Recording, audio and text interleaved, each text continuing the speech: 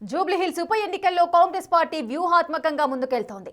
ప్రత్యర్థి పార్టీల ఎత్తుగడలకు ఎప్పటికప్పుడు బ్రేకులు వేస్తూ ప్రచారంలో స్పీడ్ను పెంచుతోంది.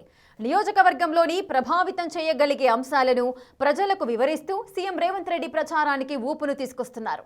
ఆ క్రమంలో కాంగ్రెస్ శ్రేణుల్లో దశాబ్దంన్నర తర్వాత గెలుపుపై విపరీతమైన ధీమా కనిపిస్తోందంటున్నారు. జూబ్లీహిల్స్ నియోజకవర్గ ఉప ఎన్నికల్లో విజయం సాధించడానికి కాంగ్రెస్ పార్టీ కీలక అస్త్రాలను ఉపయోగిస్తోంది. ఈ నియోజకవర్గంలో పీజేఆర్, ఎన్టీఆర్ అభిమానుల ప్రభావంతో పాటు మైనార్టీ ఓటర్ల సంఖ్య కూడా అధికంగా ఉంటుంది. దీంతో ఈ మూడు ఫ్యాక్టర్స్ ను కాంగ్రెస్ కు అనుకూలంగా మార్చుకునేలా పార్టీ ఆలోచిస్తోంది. జూబ్లీహిల్స్ నియోజకవర్గంలో దివంగత పీజేఆర్ కు బలమైన ఫాలోయింగ్ ఉంది. నియోజకవర్గంలోని బోరబండ, యూసఫ్గూడ, రెహ్మత్ నగర్, ఎర్రగడ్డ వంటి ప్రాంతాలతో పాటు ఖైరతాబాద్ నియోజకవర్గంలోనూ పీజేఆర్ ప్రభావం కనిపిస్తుంటుంది. ప్రస్తుతం జూబ్లీహిల్స్ నియోజకవర్గంలో పీజేఆర్ ప్రభావంతో సుమారు 50,000 ఓటర్లు ప్రభావితమవుతారని కాంగ్రెస్ పార్టీ అంచనా. ఈ నేపథ్యంలో నియోజకవర్గంలో పీజేఆర్ పట్ల ప్రజల్లో ఉన్న ఆదరాభిమానాలను ఓట్ల రూపంలోకి మార్చుకోవటానికి కాంగ్రెస్ కృషి చేస్తోంది. కాంగ్రెస్ పార్టీలో కీలకంగా వ్యవహరించిన మాజీ ఎమ్మెల్యే పీజేఆర్ కు ఉన్న ఫాలోయింగ్ ను క్యాష్ చేసేలా ప్రయత్నం చేస్తోంది. అందులో భాగంగానే బోరబండలో పీజేఆర్ విగ్రహంతో పాటు ఆయన పేరు కూడా పెడతామని సీఎం హామీ ఇచ్చారని టాక్ నడుస్తోంది. దీంతో పాటు గత ప్రభుత్వం పీజేఆర్ ను విస్మరించిన తీరును ప్రచారంలో ప్రజలకు వివరించే ప్రయత్నం చేస్తోంది కాంగ్రెస్ పార్టీ. పి జనార్దన్ రెడ్డి అకాల మరణంతో వచ్చిన ఉప ఎన్నికలో బీఆర్ఎస్ తన అభ్యర్థిని పోటీ చేయించిన విషయాన్ని సీఎం రేవంత్ రెడ్డి ప్రజలకు గుర్తు చేస్తున్నారు. పీజేఆర్ మీద ఉన్న గౌరవంతో అప్పటి ప్రధాన పార్టీలు పోటీ నుంచి తప్పుకున్నాయని, కానీ పీజేఆర్ మరణంతో ఆయన కుటుంబంపై ప్రజల్లో వెల్లువెత్తిన సానుభూతిని కనీసం లెక్క చేయకుండా కేసీఆర్ టీఆర్ఎస్ అభ్యర్థిని పోటీ చేయించారనే అంశాన్ని సీఎం లేవనెత్తారు. దీంతో బీఆర్ఎస్ లేవనెత్తిన సెంటిమెంట్ నినాదాన్ని హస్తం నిలువరించినట్లయిందనేది టాక్.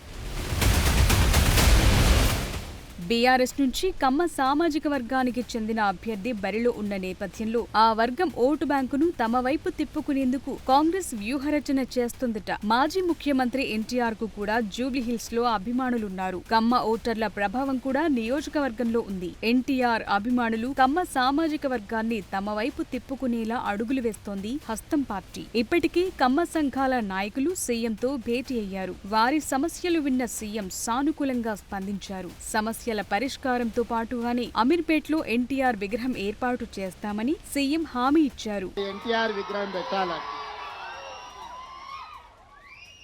తెలుగు రాష్ట్రాలలో ఎన్టీఆర్ అభిమానులు కానోళ్ళు ఎవరైనా ఉంటారా? ఎన్టీఆర్ విగ్రహం అమీర్పేట మైత్రివనంలో పెడతంటే వద్దనే దుర్మార్గుడు ఎవడన్నా ఉంటాడా? ఉంటే ఆ దుర్మార్గులను మూసిలేసి బొంద పెడదాం. అమీర్పేట చౌరస్తలో పెద్ద ఆయన ఎన్టీఆర్ విగ్రహం పెట్టుకుందాం. పెట్టుడు కాదు, నేనే వస్తా, నేనే ముఖ్యమంత్రిగా పెద్ద ఆయన ఎన్టీఆర్ విగ్రహాన్ని ఆవిష్కరించే బాధ్యత నాది. మనందరం అన్నా అని పిలుచుకునే పెద్దలు నందమూరి తారక రామారావు గారి విగ్రహాన్ని పెట్టించే బాధ్యత అనిల్ యాదవ్కు నవీన్ యాదవ్కు, అనిల్ యాదవ్కు వీళ్ళిద్దరికి నేను అప్పచెప్తున్నా. నేను ప్రారంభించే బాధ్యత నాది. సీఎం ప్రకటనతో కమ్మ సంఘాలు కాంగ్రెస్ పార్టీకి మద్దతు ప్రకటించాయి. దీంతో ఎన్టీఆర్ అభిమానులతో కమ్మ సామాజిక వర్గం కాంగ్రెస్ కు బలంగా మారబోతుందనే చర్చ నడుస్తోంది. ఓవైపు పీజేఆర్, మరోవైపు ఎన్టీఆర్ చరిష్మా కాంగ్రెస్ క్లెయిమ్ చేసుకోవటంలో సక్సెస్ అయిందనే టాక్ నియోజకవర్గంలో ఉందట. ఇక అత్యధిక జూబ్లీహిల్స్ సెగ్మెంట్ లో మైనార్టీ వర్గాల ఓట్లు దాదాపు 1,00,000 ఉన్నాయి. వాళ్లందరి ఓటు బ్యాంకును సొంతం చేసుకునేందుకు మంత్రిగా అజారుద్దీన్ కు ఛాన్స్ ఇచ్చారు. పైగా ఆయన గతంలో ఇదే నియోజకవర్గంలో పోటీ చేసి దాదాపు 50,000 ఓట్లను సొంతం చేసుకోగలిగారు. దీంతో ఈ మూడు ఫ్యాక్టర్లు ప్రస్తుత కాంగ్రెస్ అభ్యర్థి నవీన్ యాదవ్ కు ప్లస్ అవుతాయనే అభిప్రాయంలో హస్తం నేతలున్నారట.